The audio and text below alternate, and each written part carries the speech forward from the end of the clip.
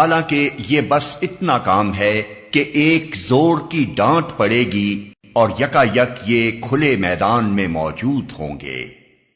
क्या तुम्हें मूसा के किस्से की खबर पहुंची है जब उसके रब ने उसे तुआ की मुकद्दस वादी में पुकारा था कि फिरऔन के पास जा, वो सरकश हो गया है, और उससे कह क्या तू इसके लिए तैयार है कि पाकीज़गी इख्तियार करे और मैं तेरे रब की तरफ तेरी रहनुमाई करूं तो उसका खौफ तेरे अंदर पैदा हो।